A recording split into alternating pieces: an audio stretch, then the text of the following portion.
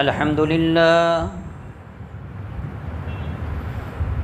لله نحمده ونستعينه ونستغفره ونؤمن به ونتوكل عليه ونعوذ بالله من شرور أنفسنا ومن سيئات أعمالنا من يهده الله فلا مضل له ومن يضلله فلا هادي له ونشهد أن لا إله إلا الله وحده لا شريك له ونشهد أن سيدنا ومولانا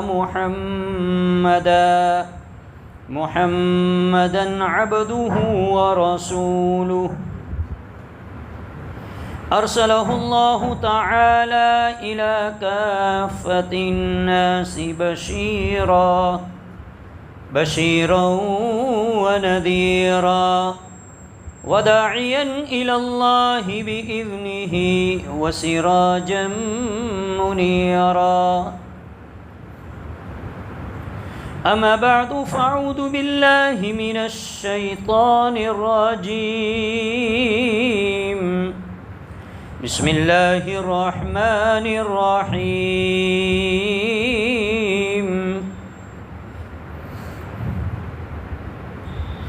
هو الله الذي لا إله إلا هو عالم الغيب والشهادة هو الرحمن الرحيم صدق الله العظيم اللهم صل على محمد في أول كلامنا اللهم صل على محمد في أوسط كلامنا اللهم صل على محمد في آخر كلامنا بلغ العلا بكماله كشف الدجى بجماله حسنت جميع خصاله صلوا عليه وآله ایک مرتبہ درود شریف پڑھیں اللهم صل على سيدنا مولانا محمد وبارك وسلم. بزرگوں، بھائیو، دوستو، عزیزو، انسان کا ذہن ایک اللہ رب العزت بناتا ہے اور ایک انسان کا ذہن شیطان بناتا ہے. اللہ رب العزت انسان کا ذہن بناتا ہے، عزت دینا، ذلیل کرنا، بیماری دینا، شفا دینا، غریبی دینا، مالداری دینا، جھونپڑی دینا، محلات دینا،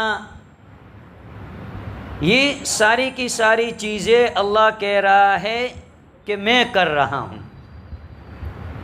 میرے حکم سے ہو رہی ہے. اور دوسری طرف شیطان انسان کا ذہن بناتا ہے کہ عہدوں سے سب ہوتا ہے، کرسی سے سب ہوتا ہے، مال و دولت سے سب ہوتا ہے، عزتوں سے سب ہوتا ہے، اس کے بغیر کچھ بھی نہیں ہوتا. شیطان انسان کے ذہن کو غلط راستے پر لے جا رہا ہے، اور اللہ رب العزت انسان کا جو ذہن بناتا ہے وہ قرآن کی روشنی میں، قرآن ہی کی مثالیں دے کر، قرآن ہی کے ذریعے سے اللہ رب العزت انسان کو سمجھاتا ہے اور انسان کے ذہن کو بناتا ہے. اور اللہ فرما رہا ہے کہ اصل کامیابی اور اصل تمہاری سچی صحیح زندگی یہ میرے کلام ہی کے ذریعے سے ہوگی. اللہ مثال کے ذریعے سے سمجھاتا ہے. قرآن کریم کی اللہ مثال دے رہا ہے، اور انسان کے ذہن کو اللہ بنا رہا ہے راہ راستہ کی طرف، صحیح جگہ کی طرف، صحیح راستے کی طرف۔ اللہ قرآن کریم میں ارشاد فرماتا ہے قُلِ اللَّهُمَّ مَالِكَ الْمُلْكِ تُؤْتِي الْمُلْكَ مَن تَشَاءُ وَتَنزِعُ الْمُلْكَ مِمَّن تَشَاءُ وَتُعِزُّ مَن تَشَاءُ وَتُذِلُّ مَن تَشَاءُ بِيَدِكَ الْخَيْرُ إِنَّكَ عَلَى كُلِّ شَيْءٍ قَدِيرٌ۔ اللہ یہی سمجھا رہا ہے انسان کو کہ یہ ساری کی ساری چیزیں میرے حکم سے ہوتی ہے۔ اللہ قرآن میں دوسری جگہ ارشاد فرماتے ہیں ہوا اغنا و اقنا، مالدار بھی میں بناتا ہوں، دولت بھی میں دیتا ہوں، اور غریبی بھی میں دیتا ہوں۔ اللہ قرآن میں ایک اور جگہ ارشاد فرماتے ہیں وَإِذَا مَرِضْتُ فَهُوَ يَشْفِينِ، جب تو بیمار ہو جاتا ہے تو شفا میں ہی دیتا ہوں۔ ڈاکٹر شفا نہیں دیتا، ٹیبلٹوں سے شفا نہیں ملتی، اسپتالوں سے شفا نہیں ملتی، پیسے خرچ کرنے سے شفا نہیں ملتی، جب تک اللہ کا حکم نہ ہو، جب تک اللہ کی چاہت نہ ہو، جب تک اللہ کی مرضی اس میں شامل حال نہ ہو، وہاں تک شفا نہیں ملتی۔ تو اللہ یہ قرآن کریم کے ذریعے سے مثال دے کر سمجھا رہا ہے انسان کو، اور دوسری طرف شیطان کہہ رہا ہے کہ ارے کیا رات دن نمازیں پڑھتے رہو گے، کیا رات دن تسبیحاں گھماتے رہو گے، کیا رات دن قرآن کریم کی تلاوت میں لگے رہتے ہو، کیا رات دن 3 دن 40 دن چلے 4 مہینے میں نکلتے رہتے ہو، بستر بوریاں اٹھا کر در در کی ٹھوکریں کھا رہے ہو، ارے کیا حلال، آ جاؤ دیکھو وہ تمہارے محلے کا فلاں انسان جو آج تک غریب تھا، کل اس کے پاس دولت آیا تو لوگ اسے سلام کر رہے ہیں، وہ تمہارے محلے کا فلاں انسان، تمہارے گاؤں کا فلاں انسان کہ اس کے پاس عہدہ نہیں تھا، اس کے پاس ڈگری نہیں تھی، آج اسے عہدہ ملا، تمہارے علاقے کا MLA بن گیا تو لوگ اسے سلام کر رہے۔ کیا جائز ناجائز، کیا حرام اور حلال، چھوڑو ان سب کو۔ شیطان یہ ذہن بناتا ہے انسان کا، اور اللہ صحیح ذہن بناتا ہے، اور انسان کا کامیاب ذہن اللہ ہی بناتا ہے، اور وہ اللہ کی کتاب کے ذریعے سے بنتا ہے جسے کلام اللہ کہا جاتا ہے۔ آسمان سے جتنی بھی کتابیں نازل ہوئی اور جتنے بھی صحیفے نازل ہوئے، تورات، زبور، انجیل، صحف ابراہیم اور دیگر انبیاء پر جو بھی صحف، یہ سارے کے سارے اللہ رب العزت نے، جیسے تورات حضرت موسیٰ علیہ السلام کو کوہ طور پر بلایا، پوری کی پوری تورات دے دی اور کہا پڑھو اسے اور اس پر عمل کرو، اس کو اپنی زندگی میں لاؤ۔ زبور پوری کی پوری عطا کر دی گئی، انجیل پوری کی پوری عطا کر دی گئی، عیسیٰ علیہ السلام، داؤد علیہ السلام، ابراہیم علیہ السلام کو صحیفے دیے، یہ ساری کی ساری کتابیں کہی جاتی ہے، اور قرآن کو کتاب اللہ نہیں بلکہ کلام اللہ کہا جائے گا، اس لیے کہ یہ اللہ کا کلام ہے۔ باقی کتابوں کو کتاب اللہ نہیں کہیں گے، انجیل کو کتاب اللہ نہیں کہیں گے، تورات کو کتاب اللہ نہیں کہیں گے، کتاب کہیں گے، کلام اللہ نہیں کہیں گے، اور قرآن کو کلام اللہ کہا جاتا ہے، اس لیے کہ یہ اللہ سے نکلا ہوا ہے، یہ اللہ کا کلام ہے، اللہ اس میں بات کر رہا ہے، اللہ اس میں کہہ رہا ہے، اللہ فرشتے کے ذریعے سے، جبرائیل علیہ السلام کے ذریعے سے آخری نبی پر یہ قرآن بھیج رہا ہے، اپنا کلام بھیج رہا ہے۔ اسی لیے تو قرآن میں اس وحی کے باب میں بھی فرمایا وَمَا يَنطِقُ عَنِ الْهَوَىٰ إِنْ هُوَ إِلَّا وَحْيٌ يُوحَىٰ، جو اللہ کی جانب سے مجھ پر نازل کیا جاتا ہے وہی میں بولتا ہوں، اپنے جی سے، اپنی طبیعت سے، اپنے من سے کچھ نہیں کہتا، اللہ کے نبی کہہ رہے، قرآن کہہ رہا ہے۔ تو ایک راستہ اللہ ہمیں انسان کا ذہن بنانے کے لیے قرآن کا راستہ دے رہا ہے، اور یہی اصل راستہ ہے، یہی اصل راستہ ہے۔ پھوٹی قسمت ہماری کہ ہم نے قرآن کو چھوڑ دیا، قرآن کو چھوڑ دیا۔ امام شافعی علیہ الرحمہ بہت بڑے امام، 4 جو بڑے بڑے امام دنیا کے اندر گزرے ہیں، جن کی پیروی لوگ کرتے ہیں مسائل کے باب میں، امام اعظم ابو حنیفہ، امام شافعی، امام احمد ابن حنبل اور امام مالک رحمہم اللہ، یہ 4 بڑے بڑے امام ہیں۔ ان میں سے امام شافعی علیہ الرحمہ فرماتے ہیں قرآن کریم کی ایک سورہ 30ویں پارے کے اندر ہے، جو ہم اور آپ روزانہ نماز کے اندر پڑھتے بھی ہے، جسے سورۃ العصر کہا جاتا ہے۔ والعصر ان الانسان لفی خسر الا الذین آمنوا وعملوا الصالحات وتواصوا بالحق وتواصوا بالصبر۔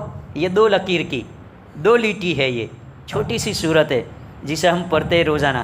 امام شافعی علیہ الرحمہ فرماتے ہیں کہ اگر اللہ تبارک و تعالی پورا قرآن نازل نہ کرتا، صرف ایک یہ صورت نازل کر دیتا، تب بھی انسانوں کی ہدایت کے لیے، انسانوں کی کامیابی کے لیے، انسانوں کو صحیح زندگی گزارنے کے لیے یہ دو لکیر کی، یہ دو لیٹی کی صورت ہی کافی تھی۔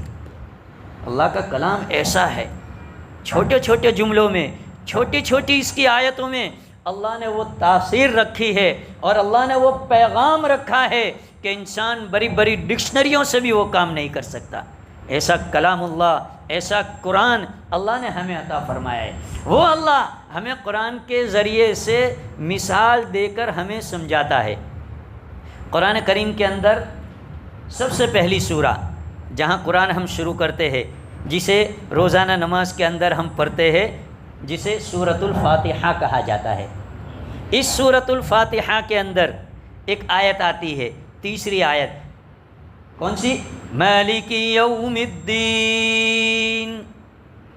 پہلی آیت میں اللہ کی تعریف کہ الحمدللہ رب العالمین، تمام تعریفیں اس اللہ کے لیے ہے جو تمام جہانوں کا پالنہار ہے، تمام جہانوں کا رب ہے۔ الرحمن الرحیم، رحمان بھی ہے، رحیم بھی ہے۔ اور تیسرے نمبر پر فرمایا مالک یوم الدین، روز جزا کا وہ مالک ہے، قیامت کے دن کا وہ مالک ہے۔ فیصلہ کرنے والا ہے نا اللہ۔ کل قیامت کے دن سارے انسانوں کے باب میں آدم علیہ السلام سے لے کر قیامت تک کا آخری انسان جو ہوگا، سارے جمع ہوں گے اور پھر فیصلہ ہوگا جنت کا اور جہنم کا۔ تو اس دن کے متعلق اللہ قرآن کریم کے اندر کیا کہہ رہے؟ مالک یوم الدین، اس دن کا میں مالک ہوں۔ حالانکہ فیصلہ کون کرتا ہے؟ حاکم کرتا ہے۔ عدالتوں کے اندر فیصلہ جج کرتا ہے۔ دنیا کی عدالتوں کے اندر ہم دیکھ رہے ہیں کہ جج فیصلہ کر رہا ہے، تو حاکم کہنا چاہیے تھا اللہ کو، حاکمی یوم الدین کہنا چاہیے، لیکن اللہ کیا کہہ رہے؟ مالک یوم الدین، مالک کا لفظ اختیار فرمایا اللہ نے۔ اللہ نے قرآن کریم کے اندر یہ مالک کا لفظ استعمال فرما کر اشارہ فرمایا کہ اس دن میں مالک ہوں گا، اور جو مالک ہوتا ہے اسے پورا اختیار ہوتا ہے، اسے کوئی پوچھنے والا نہیں ہوتا کہ تم نے ایسا کیوں کیا، ایسا کیوں کیا۔ یہی وجہ ہے کہ کل قیامت کے دن جب میدان محشر قائم ہوگا، اللہ کے سامنے سارے انسانوں کی پیشی ہوگی، حاضر ہوں گے، اللہ دو انسانوں کو بلائے گا، دو انسانوں کو جنہوں نے دنیا کی پوری زندگی اللہ کی نافرمانی میں گزاری ہوگی، پل جھپکنے کے برابر بھی کوئی اچھا کام، کوئی نیک کام، کوئی اللہ کو راضی کرنے والا کام، کوئی اللہ کا حکم پورا نہیں کیا ہوگا، پل جھپکنے کے برابر، جس کو ہم اپنی زبان میں کہہ لیں کہ قسم کھاوا ہارو پر کوئی ہارو کام نہیں کہی رہی۔ ایسے دو انسانوں کو اللہ رب العزت اپنے سامنے کل بلائے گا، اور دونوں کو ان کی دنیا کی زندگی کی ساری چیزیں بتلائے گا، اور اس کے متعلق دونوں کو کہے گا کہ تم نے دنیا کے اندر کوئی خیر کا کام کیا ہی نہیں، کوئی اچھائی کا کام کیا ہی نہیں، کوئی نیک کام کیا ہی نہیں، مجھے راضی کرنے والا کوئی عمل کیا ہی نہیں، تمہارا تو پورا کا پورا دفتر، پورا کا پورا رجسٹر تمہارا گناہوں سے ہی بھرا ہے۔ پوری زندگی جب سے تم نے ہوش سنبھالا وہاں سے لے کر جب تک تم قبر کے گھرے میں گئے وہاں تک کی پوری زندگی ایسی ہے۔ اس لیے تمہارے دونوں کے متعلق یہ حکم ہے ہمارا کہ تمہارے لیے جہنم کا فیصلہ ہے، جاؤ تم جہنم میں چلے جاؤ، جہنم میں چلے جاؤ۔ اللہ وہ دونوں انسانوں کو اپنا یہ فیصلہ سنائے گا۔ اب اس میں سے ایک انسان ہوگا وہ دوڑتا ہوا جائے گا، اللہ نے جہنم کا فیصلہ اس کے لیے کیا ہے تو وہ دوڑتا ہوا جائے گا جہنم کی طرف، اور ایک دوسرا انسان جو ہوگا وہ تھوڑا جائے گا اور پیچھے مڑ کر دیکھے گا اللہ کو، پھر تھوڑا جائے گا، پھر پیچھے مڑ کر اللہ کو دیکھے گا، جب بہت سارا راستہ وہ کاٹ لے گا اور اس کا یہ عمل ہوگا کہ تھوڑے جاتا ہے پھر مڑ کر دیکھتا ہے، تھوڑے جاتا ہے پھر مڑ کر اللہ کو دیکھتا ہے، اللہ اسے بلائیں گے اور کہیں گے تو ایسا کیوں کر رہا تھا؟ تیرے متعلق اور تیرا یہ ساتھی، تم دونوں کا سیم جرم تھا، تم دونوں کا برابر کا جرم تھا، اور دونوں کو سزا بھی برابر کی میں نے سنائی، دونوں کے متعلق میں نے جہنم کا فیصلہ کر دیا، تو وہ تیرا جو ساتھی ہے وہ تو دوڑتا ہوا جا رہا ہے جہنم کی طرف، اور تو ہے کہ تھوڑا جاتا ہے پیچھے مڑ کر دیکھ رہا ہے، تھوڑا جاتا ہے پیچھے مڑ کر دیکھ رہا ہے، کیا بتائے؟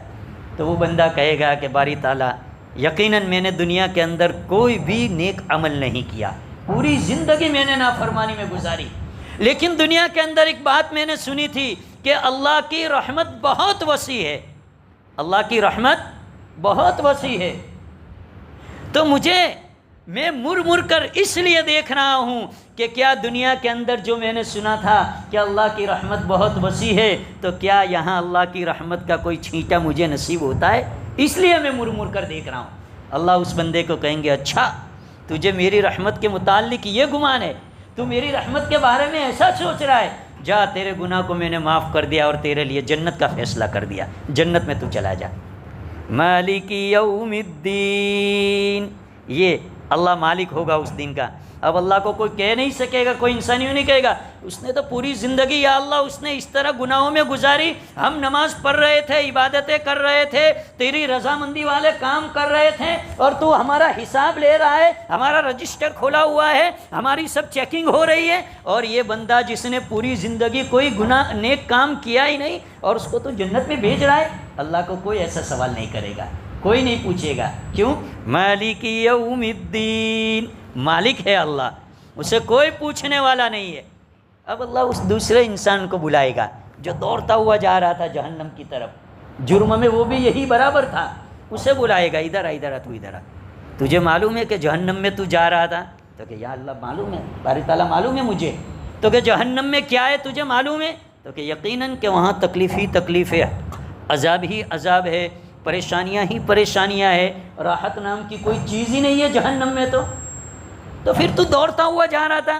تو وہ بندہ کہہ رہا تھا میں اس لیے دوڑتا ہوا جا رہا تھا اللہ کہ پوری زندگی دنیا کی تیرا ایک بھی حکم میں نے نہیں پورا کیا اور تیری ایک بھی بات میں نے نہیں مانی، آج سوچا یہاں تیرے سامنے حاضر ہو کر یہ سوچا کہ تو نے مجھے یہ حکم دیا کہ جا جہنم میں تو چلا جا، تو یہاں کھڑے رہ کر تیرا ایک حکم تو پورا کر لوں۔ اللہ نے کہا اچھا تو میرے بارے میں یہ سوچ رہا ہے، تیرا یہ گمان میرے بارے میں؟ اللہ اسے بھی کہیں گے کہ جا تیری بھی جہنم کی سزا کو میں نے معاف کر دیا اور تجھے بھی میں جنت میں داخل کر رہا ہوں۔ مالک یوم الدین، کوئی اللہ کو پوچھے گا نہیں۔ تو اللہ قرآن کے ذریعے سے انسان کا ذہن بنا رہا ہے کہ یہ قرآن کو سمجھو، قرآن کے اوپر اپنی زندگی کو لاؤ، قرآن کے مطابق اپنی زندگیاں بناؤ، اور اس کے مطابق اپنی زندگی تم گزارو گے تو دنیا کے اندر بھی کامیاب ہو جاؤ گے، اور موت کے بعد کی جو زندگی ہے اللہ اس میں بھی تمہیں کامیاب کرے گا، ورنہ شیطان انسان کے ذہن کو بگاڑ رہا ہے۔ اللہ ایک دوسری مثال قرآن کریم کے اندر سمجھا رہا ہے۔ حضرت ابراہیم خلیل اللہ علیہ السلام، جانتے ہیں ہم حضرت ابراہیم علیہ السلام کو، کعبہ کی جنہوں نے تعمیر کی، جن کے بیٹے سیدنا اسماعیل علیہ السلام، انہی کی پشت سے سارے نبیوں کے سردار تاجدار مدینہ محمد الرسول اللہ صلی اللہ علیہ وسلم اس دنیا میں تشریف لائے، پیدا ہوئے، آپ ہی کا سلسلہ نسب وہاں پہنچتا ہے۔ ابراہیم علیہ السلام کو جب نمرود نے آگ میں ڈالنا چاہا، ابراہیم علیہ السلام کو، اور سنتے ہیں ہم بارہا کہ جب نمرود ابراہیم علیہ السلام کو آگ میں ڈالنے والا تھا تو مہینوں تک وہ آگ نمرود نے بھڑکائی، مہینوں تک، ایک دو دن نہیں، دو چار گھنٹے نہیں، مہینوں تک اس آگ کو، اور نہ معلوم کتنی لکڑیاں اکٹھا کی اور کیسی چیزوں سے آگ کو بھڑکایا۔ ایسی آگ تھی کہ اس کے اوپر سے اگر پرندہ گزرتا تھا تو وہ اس کی تپش سے جل کر راکھ ہو جاتا تھا، ایسی آگ جلائی تھی۔ جب آگ تیار ہو گئی تو نمرود نے ابراہیم علیہ السلام کے کپڑے نکلوائے اور کہا کہ جاؤ کودو آگ کے اندر، چلے جاؤ آگ کے اندر، سزا کے طور پر آگ میں ڈالنا تھا ابراہیم علیہ السلام کو۔ تو ابراہیم علیہ السلام سے کہنے لگا نمرود کہ چلے جاؤ آگ میں، جاؤ کودو، تو ابراہیم علیہ السلام نے کہا میں کیوں کودوں، میں آتم ہتیا کیوں کروں، خودکشی کیوں کروں؟ تمہیں سزا دینی ہے، تمہیں عذاب دینا ہے، تکلیف دینی ہے، اس آگ میں مجھے ڈالنا ہے تو تم ڈالو اٹھا کر، میں کیوں خود کا لگاؤں؟ میں اپنے آپ کو، اپنی ذات کو پیش نہیں کر سکتا ہلاکت میں۔ چنانچہ اب کیا ہوا؟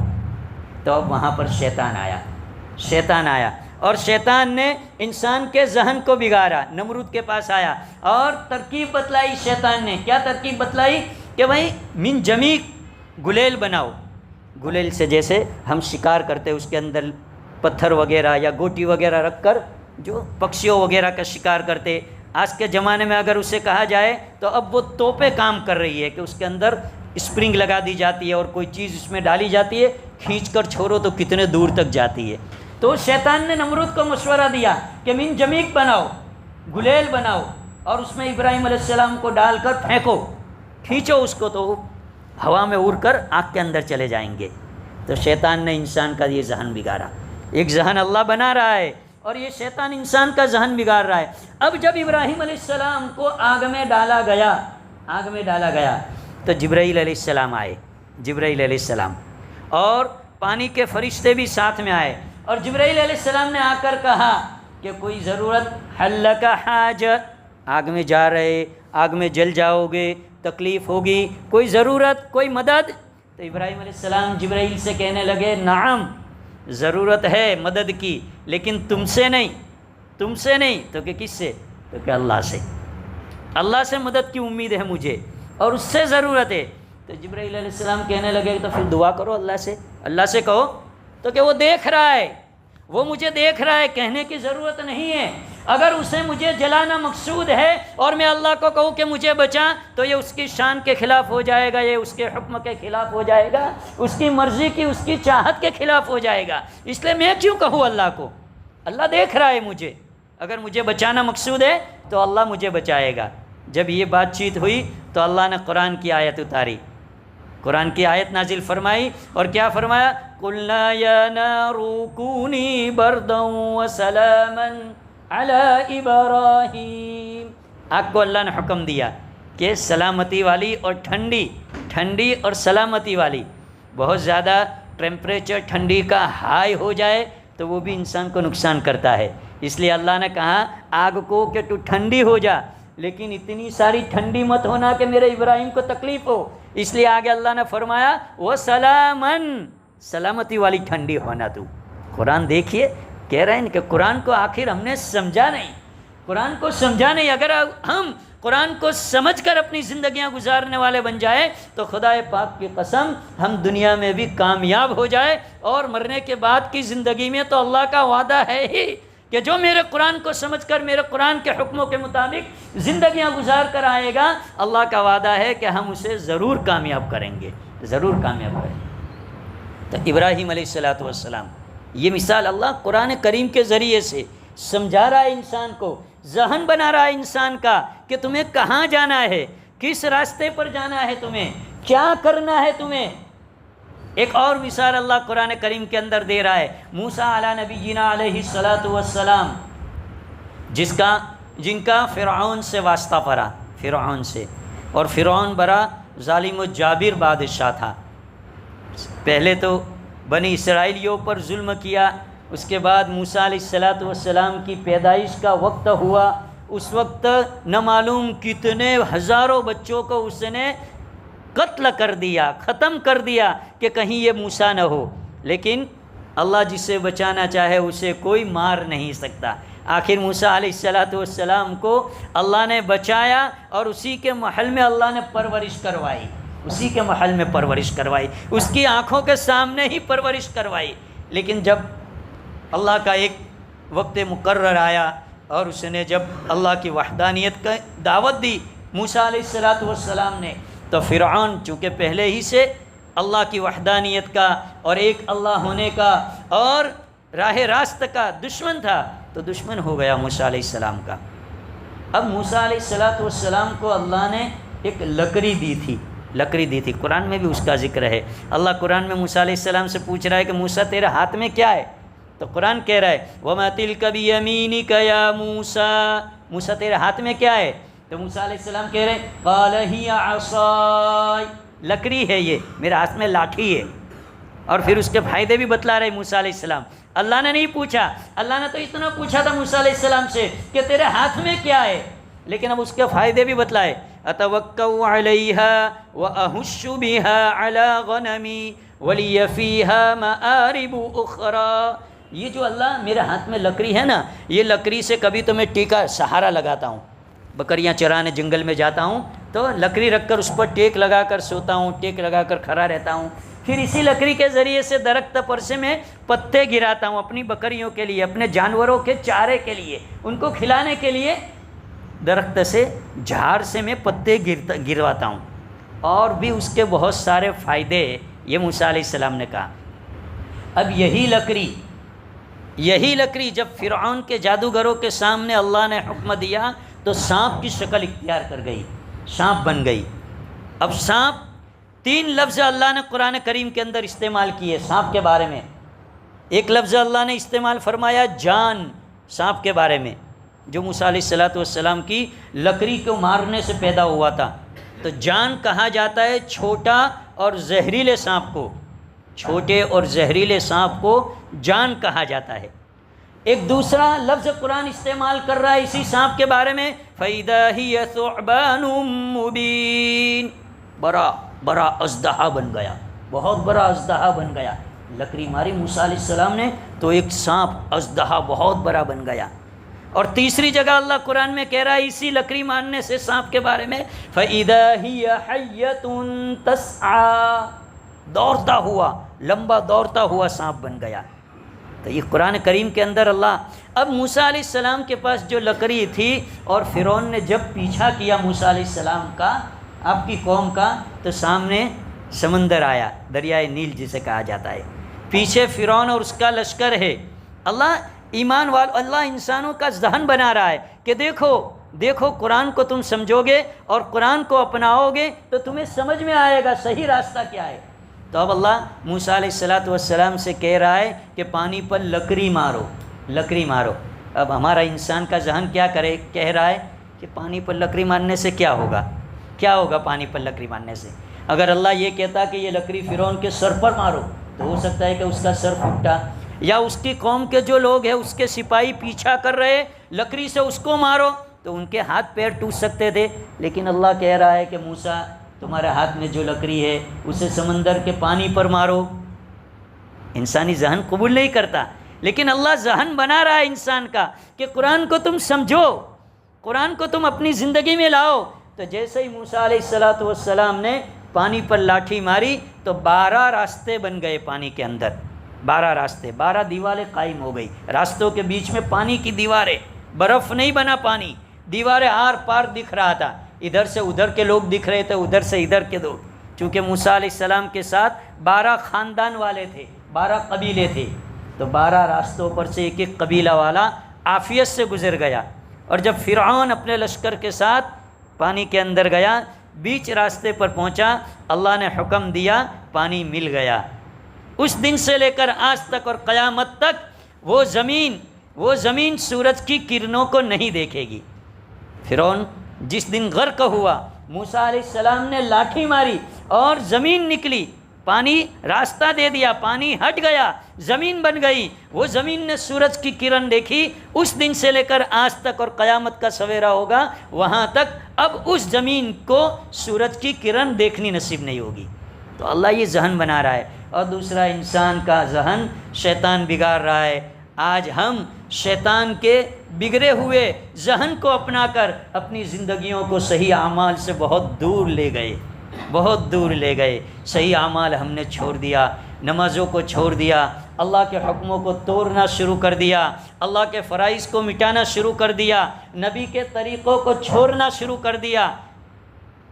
جب انسان نے یہ سارے راستے اختیار کیے، ماں قبل کی قوموں پر اللہ کے جو عذاب آئے اور ماں قبل کی قوموں نے اللہ کو جو ہلاک و برباد کیا، وہ سارے کے سارے گناہ اور وہ ساری کی ساری برائیاں آج ہم میں بھی موجود ہے. لیکن اللہ ہمیں جناب محمد الرسول اللہ صلی اللہ علیہ وسلم کی دعا تھی کہ یا اللہ میری امت کو بیک وقت ایک ساتھ ہلاک مت کرنا، ایک ساتھ ہلاک مت کرنا۔ وہ دعا کا صدقہ ہے کہ اللہ آج ہمیں بیک وقت ہلاک نہیں کر رہا ایک ساتھ، ورنہ ہم دیکھ رہے جیسے ابھی بارش کے زمانے کے اندر کئی جگہوں پر بارش کے سیلاب آئے، پانی کے سیلاب آئے، لوگوں کے گھر اجڑ گئے، لوگوں کے کاروبار اجڑ گئے، کتنے لوگ اس دنیا سے چل بسے۔ حقیقت میں یہ ہے کہ ہمیں اللہ کی طرف رجوع ہونے کی ضرورت ہے، رجوع کرنے کی ضرورت ہے، اللہ کی طرف رجوع کرنا ہے، ہمیں توبہ استغفار کرنا ہے۔ ہمیں جو خدا ان پر حالات لا سکتا ہے وہی خدا ہم پر بھی حالات لا سکتا ہے۔ ہم یہ مطمئن ہو کر نہ بیٹھے کہ ہم تو بہت سیف جگہ پر ہے اور ہم تو بہت عافیت میں ہے، ہمارے علاقے میں، ہمارے محلے میں، ہمارے گاؤں میں پانی نہیں جمع ہوتا، پانی نہیں آتا، ہمیں نقصان نہیں ہوتا۔ ہم اس ذہنیت کو اور اس سوچ کو اپنے ذہن سے نکال دے۔ جو خدا بستیوں کی بستیاں ہلاک و برباد کرنے پر قادر ہے، وہ خدا ہمیں بھی ہلاک کرنے پر قادر ہے، لیکن اللہ کسی اپنے برگزیدہ نیک بندے کی دعاؤں کے صدقے میں اللہ ہمیں عافیت والی زندگی دے رہا ہے اور ہم عافیت سے رہ رہے ہیں۔ اس لیے ضرورت ہے کہ ہم اللہ کی طرف متوجہ ہو، اللہ کی طرف متوجہ ہو، توبہ استغفار کرے، اللہ سے اپنے گناہوں کی معافی مانگے، استغفار کی کثرت کرے۔ استغفار اللہ کو بہت پسند ہے، اپنے گناہوں کا اقرار کرنا، اللہ کے سامنے اپنے آپ کو عاجز سمجھنا، گنہگار سمجھنا، مجرم سمجھنا، اور اللہ سے کہنا کہ یا اللہ میں مجرم ہوں، بہت گناہ کیے ہیں یا اللہ، بہت زندگی غفلت میں گزاری ہے، تیرے حکموں کو توڑ کر زندگی گزاری ہے، یا اللہ آئندہ اب تیری مرضیات والے کاموں میں زندگیاں انشاءاللہ گزاروں گا۔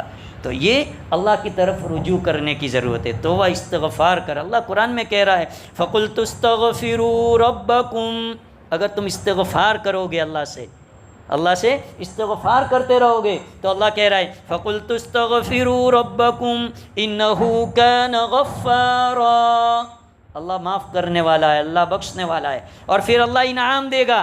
توبہ استغفار کرو گے تو اللہ انعام ذکر کر رہا ہے سورہ نوح کے اندر، یرسل السماء علیکم مدرارا، اللہ آسمان سے بارش برسائے گا، اور کیسی بارش؟ نفع والی بارش برسائے گا۔ اگر تم استغفار کرتے رہو گے، اپنے گناہوں سے معافی مانگتے رہو گے، اللہ کی طرف متوجہ رہو گے، تو اللہ آسمان سے نفع والی بارش برسائے گا۔ اسی لیے تو تعلیم دی کہ اللہ سے نفع والی بارش کو مانگنا چاہیے کہ یا اللہ نفع والی بارش، اور جب بہت زیادہ بارش ہو جائے، بہت زیادہ بارش ہونے لگے، تب بھی اللہ کے نبی نے دعا سکھلائی، اللہم حوالینا لا علینا، اللہ کے نبی نے دعا سکھلائی کہ جب بہت زیادہ بارش ہونے لگے تو یہ دعا پڑھو، اللہم حوالینا لا علینا، جہاں بارش نہیں ہے اللہ وہاں تو یہ بارش کو بھیج دے۔ اللہ کے نبی تو تیز ہوا چلتی تھی تو مسجد کا رخ کرتے تھے، مسجد میں پہنچ جایا کرتے تھے کہ کہیں یہ ہوا ہمارے لیے ہلاکت کا سبب نہ بن جائے۔ اور ہم ہوائیں چل رہی ہے، آندھیاں چل رہی ہے، موسلا دھار بارشیں ہو رہی ہے، ادھر سے ادھر پانی بہہ رہا ہے، تو اس کی ویڈیو بنا رہے، سوشل میڈیا پر چڑھا رہے ہیں اور فیس بک پر چڑھا رہے ہیں اور اس کا مزہ لے رہے ہیں۔ جو خدا ہلاک و برباد کرنے پر لوگوں کو قادر ہے وہ ہمیں بھی کر سکتا ہے۔ اس لیے ضرورت ہے کہ ہم اللہ کی طرف متوجہ ہو، اور روزانہ کم از کم روزانہ 300 مرتبہ استغفار کی تسبیح پڑھے، روزانہ کم از کم ہم بھی پڑھے، ہمارے گھر کے بچوں کو بھی پڑھوائے، ماں بہنوں سے بھی کہے کہ روزانہ کم از کم استغفار، لمبا استغفار نہیں آتا تو کم از کم استغفر اللہ، بہت ہی مختصر، یا کہو نستغفر اللہ، نون سے، سب کی طرف سے، استغفر اللہ میں توبہ کرتا ہوں، میں استغفار کرتا ہوں، اور نستغفر اللہ سب جمع ہو گئے۔ تو جو انسان کو آسانی لگے وہ روزانہ معمول بنائے، ہر چیز کی ہم عادت بناتے ہیں، ہر چیز کا ایک ہم پلیٹ فارم تیار کرتے ہیں، تو استغفار کے اعتبار سے بھی ہم عادت بنائے کہ کم از کم روزانہ 300 مرتبہ تسبیح، 3 تسبیح پڑھ لے، کوئی بھی ایک وقت متعین کر کے، اور اللہ سے مانگنے والے بنے۔ اللہ تبارک و تعالی ہم تمام کو اپنے حکموں کے مطابق زندگیاں گزارنے کی توفیق عطا فرمائے۔ اللہ پورے عالم میں